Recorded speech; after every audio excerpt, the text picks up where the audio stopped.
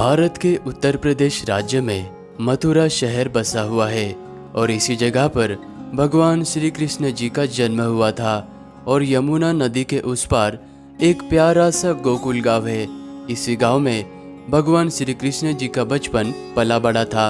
आज के इस यात्रा में हम आपको पवित्र ब्रजभूमि के मथुरा के संपूर्ण दर्शन कराने वाले हैं। भारत के किसी भी कोने से आप ट्रेन के माध्यम से मथुरा तक आ सकते हो और 200 से 400 रुपए में आप ई रिक्शा के द्वारा संपूर्ण मथुरा का एक ही दिन में दर्शन कर सकते हैं।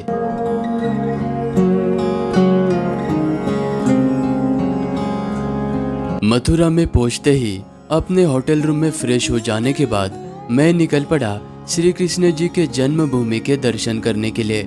मंदिर के भीतर जाने से पहले आपको अपना सामान और मोबाइल यहाँ के लॉकर में रखना होता है और इस बड़े से प्रवेश द्वार से होते हुए आपको अंदर दर्शन करने के लिए जाना होता है। मंदिर के अंदर प्रवेश करते ही आपको ये खूबसूरत सा मंदिर नजर आएगा। इसी जगह पर आज से 5000 वर्ष पहले कंस का कारागार हुआ करता था और इसी कारागार में नन्हे से बाल कृष्ण जी का जन्म हुआ था। और वर्तमान में आप ये जो मंदिर देख रहे हो, इस मंदिर का निर्माण 1618 में राजा वीर सिंह बुंदेला के द्वारा निर्माण करवाया गया था। मंदिर में दर्शन करने के लिए आपको आधे घंटे का समय लग सकता है और दर्शन हो जाने के बाद यहाँ के मीठे मीठे पेड़े का प्रसाद जरूर लेना। जन्मभूमि मंदिर में आप सुबह 6:30 बजे से लेकर रात के 9 बजे तक दर्शन कर सकते हो और यहाँ पर आप 10-20 रुपए देकर अपना सभी सामान लॉकर में रख सकते हो। जन्मभूमि मंदिर से मात्र 1 मिनट के दूरी पर आपको ये प्राचीन पोतरा कुंड नजर आएगा। इसी कुंड में देवकी मैया ने नन्हे से बालकृष्ण जी के वस्त्र सबसे पहली बार धोए थे और इस कुंड के महत्व को देखते हुए बाद में इस कुंड का निर्माण अलग अलग राजा के द्वारा करवाया गया था। यमुना नदी के तट पर यह प्राचीन द्वारकाधीश मंदिर बसा हुआ है। माना जाता है कि इस मंदिर का संबंध द्वापर युग से है, क्योंकि भगवान श्री कृष्ण जी द्वापर युग में इसी जगह से द्वारका नगरी की ओर पधारे थे। और वर्तमान में आपको जो मंदिर नजर आ रहा है, इस मंदिर का निर्माण 1814 में ग्वालियर विरासत के गोकुलदास पारिक जी ने निर्माण करवाया था। मथुरा के सभी मंदिर में भगवान श्री कृष्ण जी और राधा जी विराजमान होते हैं, लेकिन द्वारकाधीश के इस मंदिर के गर्भगृह में भगवान श्री कृष्ण जी के साथ में रुक्मिणी जी विराजमान है।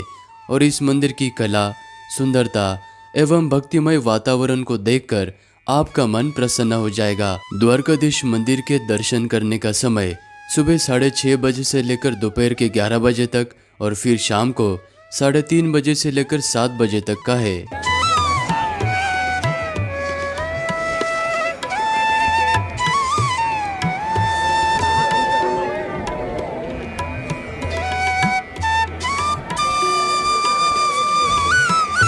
द्वारकाधीश मंदिर में दर्शन करने के बाद मंदिर के बिल्कुल पास में ही आपको ये मथुरा के सबसे प्रसिद्ध और सबसे पुराने रूपा कचौरी वाले नजर आएंगे। यहाँ पर आप फाफड़ा, जलेबी, इस तरह के तरह तरह के स्वादिष्ट व्यंजनों का लुत्फ उठा सकते हैं। अगर आप मथुरा में दर्शन करने के लिए आते हो तो यहाँ पर आप यहाँ की स्वादिष्ट कचौरी जरूर ट्राई करना। द्वारकाधीश मंदिर से मात्र 5 मिनट के ही दूरी पर यह विश्राम घाट स्थित है। माना जाता है कि भगवान श्री कृष्ण जी ने कंस का वध करने के बाद इसी जगह पर विश्राम किया था, इसलिए इस जगह को विश्राम घाट के नाम से जाना जाता है। यमुना नदी में स्नान करने के बाद आप 50 से 100 रुपया देकर यहाँ पर नौका विहार करते हुए खूबसूरत यमुना नदी के दर्शन और साथ ही में यहाँ के सभी घाट के दर्शन भी कर सकते हैं।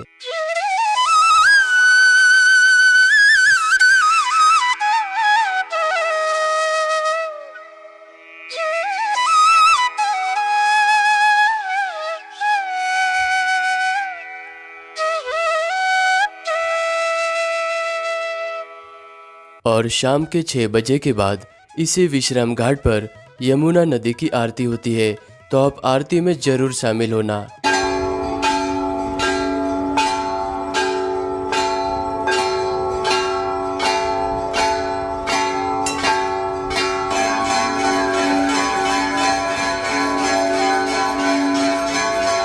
विश्राम घाट से मात्र 5 मिनट के ही दूरी पर भगवान श्री कृष्ण जी के मामा कंस का किला स्थित है। इसी जगह पर 5000 वर्ष पहले कंस का किला हुआ करता था। मोहम्मद गजनबी और मोहम्मद गौरी जैसे लोगों ने इस किले को कई बार तोड़ा।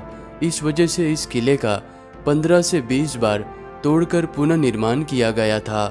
अकबर के दरबार में सूबेदार रहे राजा मानसिंह जी ने इस किले का आखिरी बार निर्माण करवाया था और इस किले का 4 मंजिल आज जमीन के अंदर दफन हो चुका है और वर्तमान में आपको इस कंस के किले का ये ऊपरी भाग नजर आता है। और कंस किले से आप देख सकते हैं आपको यमुना जी का बहुत ही अद्भुत दृश्य नजर आता है। तो इस जगह पर आप जरूर आना, इसको मिस मत करना।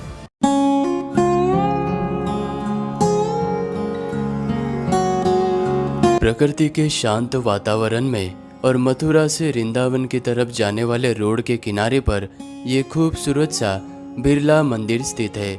इस मंदिर का निर्माण शेठ जुगल किशोर जी ने अपने माता पिता की याद में करवाया था और इस मंदिर के गर्भगृह में चक्रधारी श्री कृष्ण जी की मूर्ति विराजमान है और इस मंदिर का निर्माण महाभारत के गीता से प्रेरणा लेते हुए इस मंदिर का निर्माण कार्य किया गया था। बिरला मंदिर में आप दर्शन करने के लिए सुबह 6 बजे से लेकर दोपहर के 12 बजे तक आ सकते हो और बाद में दोपहर के 2 बजे से लेकर रात के 8 बजे तक आप यहाँ पर दर्शन करने के लिए आ सकते हो। अभी हम श्री कृष्ण जी के जन्मभूमि से 4.5 किलोमीटर के दूरी पर स्थित इस खूबसूरत जय गुरुदेव जी के मंदिर के पास में आ चुके हैं और यह मंदिर भक्तों के लिए सुबह 7 बजे से लेकर रात को 10 बजे तक यहाँ पर दर्शन के लिए खुला रहता है। मथुरा का सबसे खूबसूरत मंदिर होने के कारण इसे मथुरा का ताजमहल भी कहा जाता है क्योंकि इस मंदिर को संगमरमर के पत्थरों से बनाया गया है और इसकी ऊंचाई 160 फीट है। मथुरा की यात्रा में आप यहाँ पर भी आकर दर्शन जरूर करना। संपूर्ण ब्रजभूमि की रक्षा करने के लिए यहाँ पर भगवान शिव जी 4 स्वरूप में विराजमान है। उन्हीं में से एक है भूतेश्वर महादेव जी। अगर आप मथुरा की यात्रा में भूतेश्वर जी का दर्शन नहीं करते हो तो आपकी मथुरा की यात्रा अधूरी मानी जाती है और इसी जगह पर 51 शक्तिपीठों में से 11वां शक्तिपीठ यहीं पर है। इसी जगह पर माता सती के केश गिरे थे तो यहाँ पर भी आप दर्शन जरूर करना। मथुरा में संपूर्ण दर्शन हो जाने के बाद आप यहाँ के म्यूजियम में जरूर जाना क्योंकि म्यूजियम के अंदर हिंदू देवी देवताओं की प्रतिमा, बौद्ध भगवान जी की प्रतिमा आपको देखने को मिलती है और ये सारी प्रतिमाएं भारत के कोने कोने से जमीन के अंदर से एक्सकेवेशन करके निकाली गई है। तो यहाँ पर आप जरूर आना। मैं मथुरा में आनंद गेस्ट हाउस इस होटल में रुका हूँ।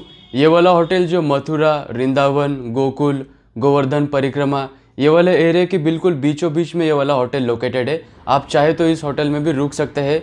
मैंने सारी डिटेल्स डिस्क्रिप्शन में दी हुई है, वहाँ से आप कांटेक्ट कर सकते हैं। अगर मेरी ये वीडियो आपको अच्छी लगी तो वीडियो को लाइक करना, चैनल को सब्सक्राइब करना। मिलते हैं आप सभी को किसी और यात्रा में।